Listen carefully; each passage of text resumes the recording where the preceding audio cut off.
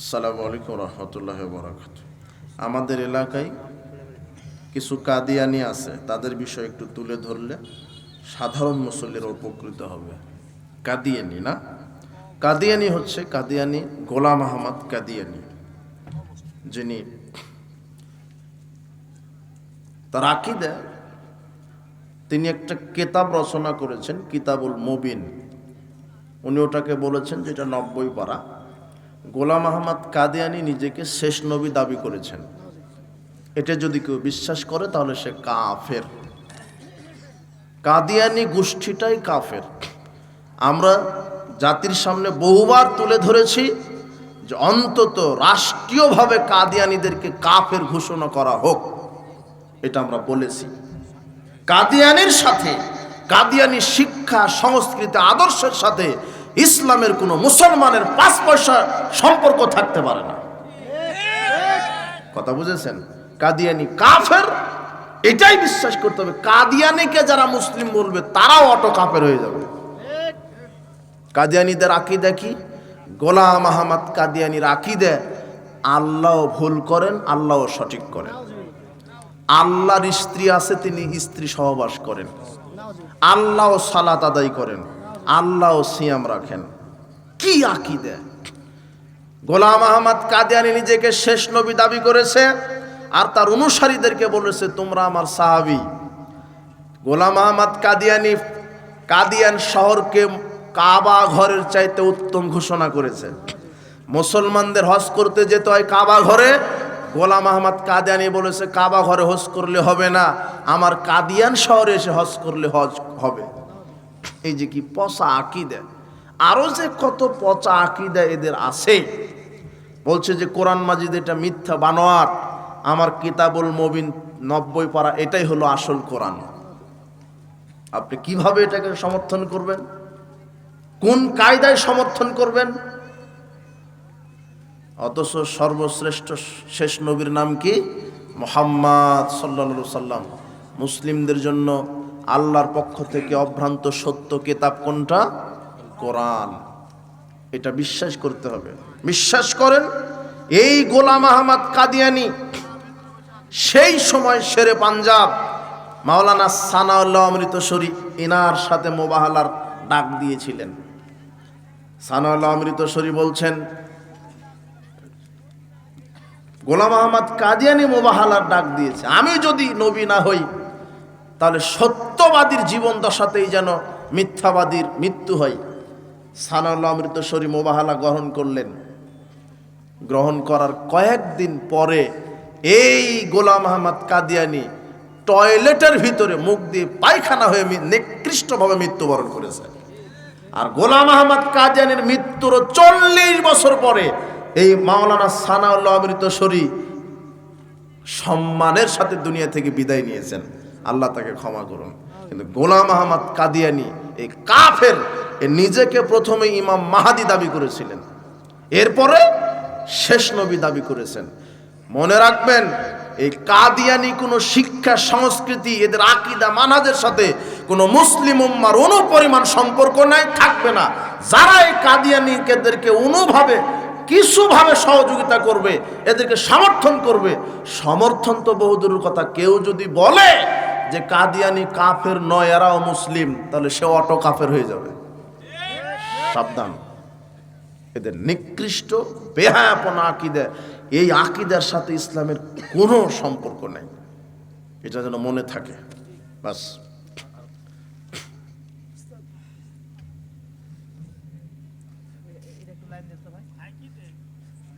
দেন, আমাকে দেন। রাত হয়ে গেছে না? দাড়ি কি কোনোভাবে সাইজ করা যাবে না? আচ্ছা, না,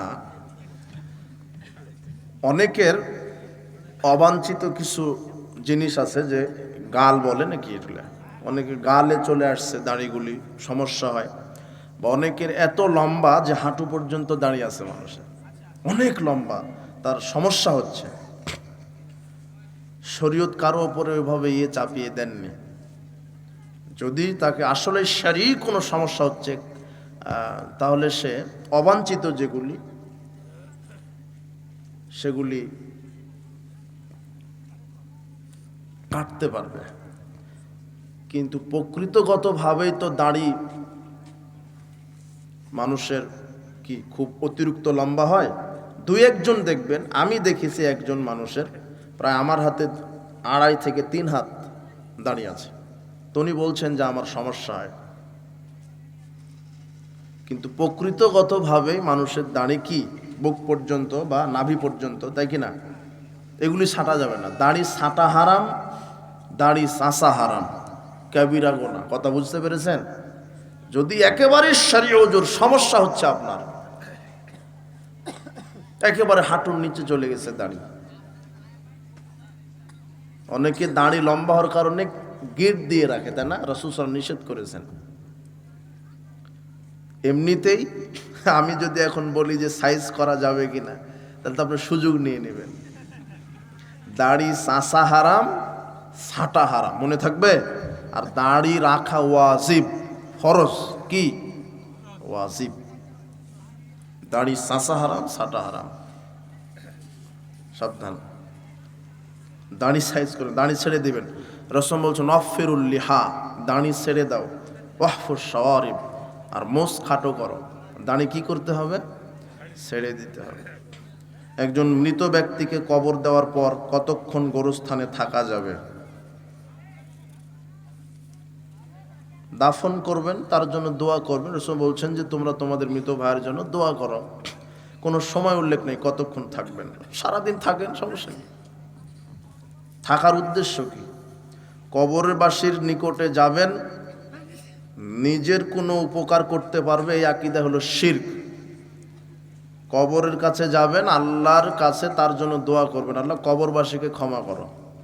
কিন্তু আপনার নিজের উপকারার্থে যদি যান যে কবরে গেলে আমার বরকত হবে, কবরবাসীর উসিলা আল্লাহ আমাকে বরকত দিবেন, তাহলে সে মুশরিক হয়ে যাবে। কথা বুঝেছেন? দাফন দিবেন, দোয়া করবেন। ইস্তাগফিরু লিআখিকুম, তিনি বলছেন যে এখন তোমরা তোমাদের ভাইয়ের জন্য ক্ষমা চাও। বলবেন আল্লাহুম্মা গফির লাহু ওয়ারহামহু ইন্নাকা আনতাল গাফুরুর রহিম। এভাবে ক্ষমা চাইবেন, তার জন্য আল্লাহর নিকটে দোয়া করবেন, দোয়া করে চলে আসবেন। কতক্ষণ থাকা যাবে রাসূল এটা বলেননি, সময় উল্লেখ করেননি। দোয়া দাফন করে দোয়া করে চলে আসবেন। আমাদের এলাকায় অনেক হুজুর আছে যারা বলে লাশকে সামনে রেখে কোনো বক্তব্য দেওয়া যাবে না, অথচ তারা ঠিকই অনেকক্ষণ বক্তব্য দেয়। এই বিষয়ে কিছু বলেন।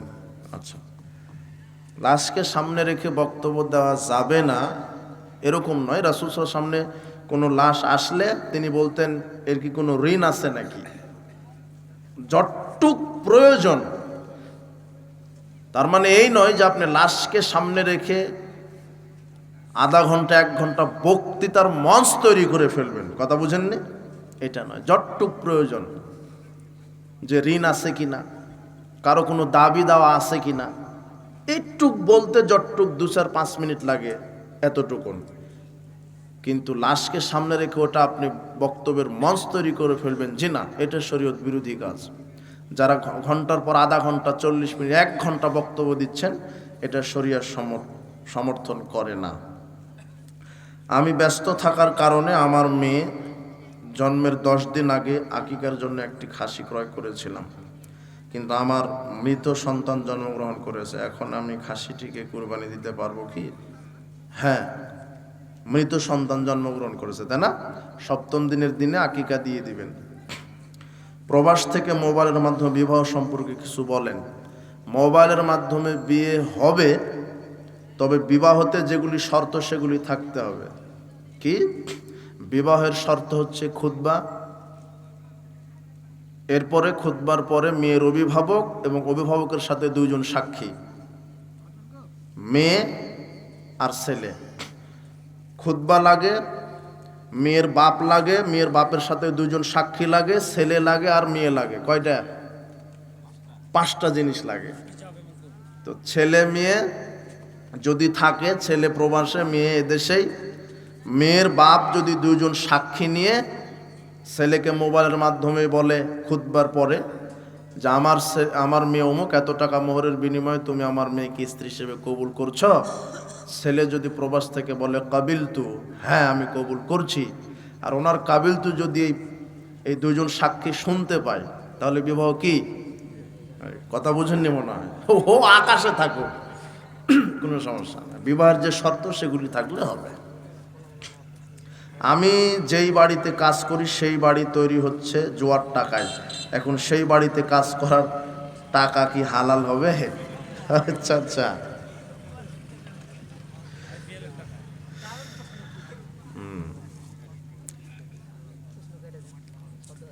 তুমি তো অনেক গভীরে চলে গেছো। তুমি নিশ্চিত যদি জানো যেগুলো হারাম, ওই কাজ করো না। যদি না জেনে কাজ করো, তাহলে তুমি তোমার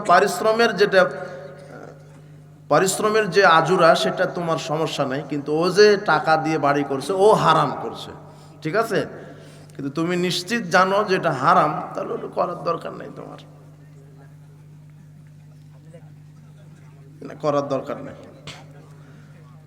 বিড়ি জর্দা খেলে মায়ের সাথে জেনা করা হয়, আমি কয়েকজন বক্তার মুখ থেকে শুনেছি, এই বিষয়ে জানা থাকলে বলেন।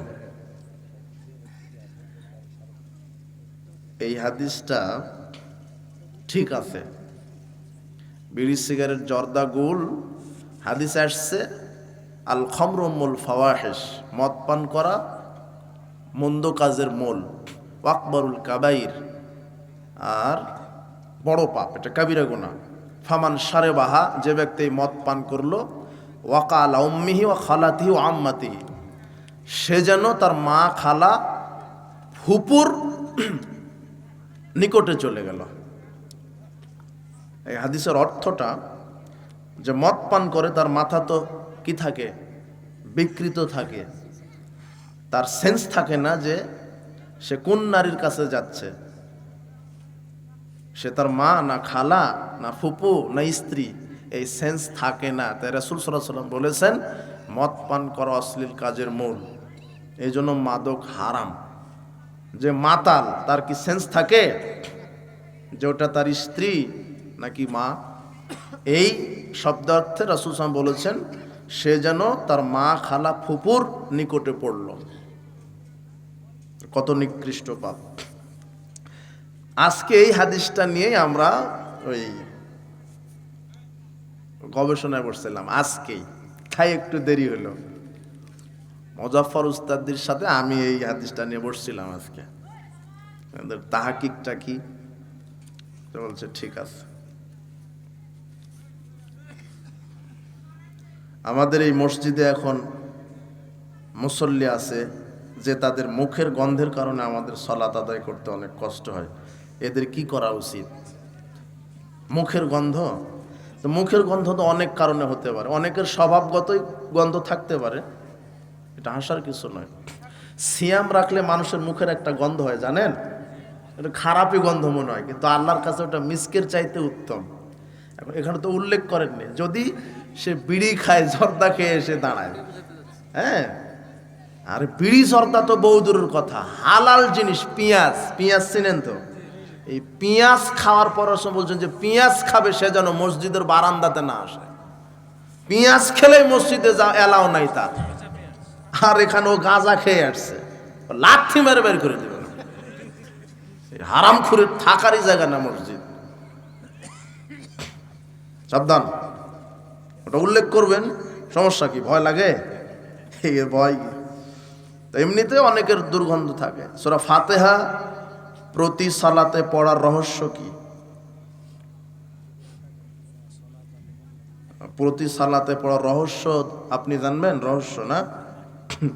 রাসূল সাল্লাল্লাহু আলাইহি ওয়াসাল্লাম বলছেন ইসলামের কোনো বিধান এটা হলো কেন, এটা এইভাবে হলো না কেন, মানে আপনার থেকে অনুমতি নিয়ে আল্লাহ করবেন, তাই না? যে আল্লাহর রহস্য কি? আশ্চর্য কথা, আল্লাহ বলছেন লা সলাতা, তার সালাতি হবে না। কোন সূরা ছাড়া? খালাস, আর কি নেবেন আপনি? জানাজার সালাতে মুসল্লি কি বলবে বুঝিয়ে বলেন। জানাজার সালাতে মুসল্লি কি, ইমাম মুসল্লি সব একই বলবে? জানাজার সালাত কি 4 তাকবীর না?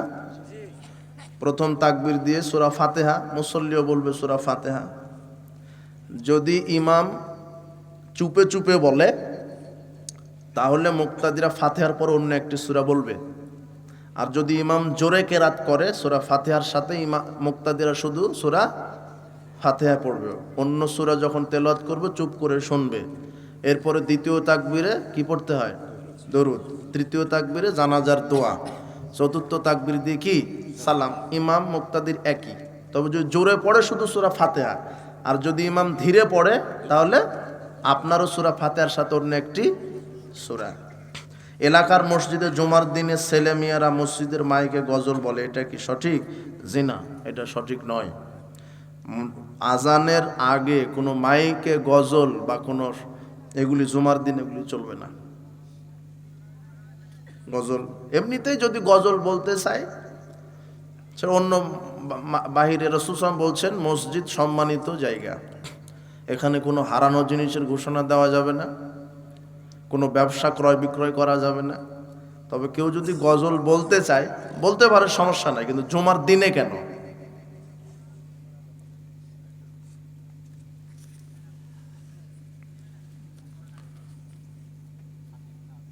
মসজিদের কমিটি হওয়ার যোগ্য কারা? বর্তমান সময়ে বেনামাজিরা মসজিদ কমিটি ও হারামের সাথে লিপ্ত। আমি বললাম তো বক্তব্যে, শোনেননি? বেনামাজি মসজিদের কমিটির সভাপতি নয়, ও টয়লেটের সভাপতি হওয়ার যোগ্যতা রাখে না, ওগুলো রাখাই যাবে না। বেনামাজি মসজিদের কোনো ঝাড়ুদারের দায়িত্ব নিতে পারে না বেনামাজি। যোগ্যতা লাগে, আল্লাহ বলেছেন 5টি যোগ্যতা। কয়টা?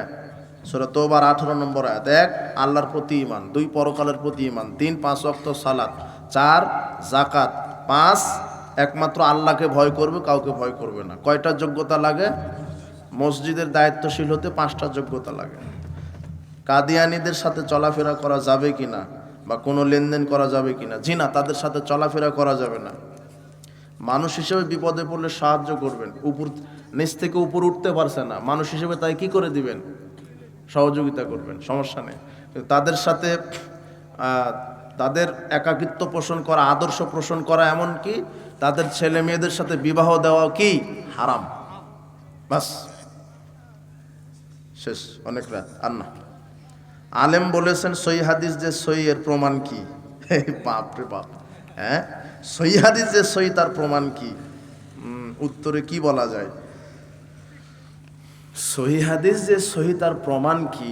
এই আলেম না তো, এলো মূর্খ। একে আবার আলেম বলেছে কে? আলেম বলেনি, মূর্খ এ কথা বলেছে।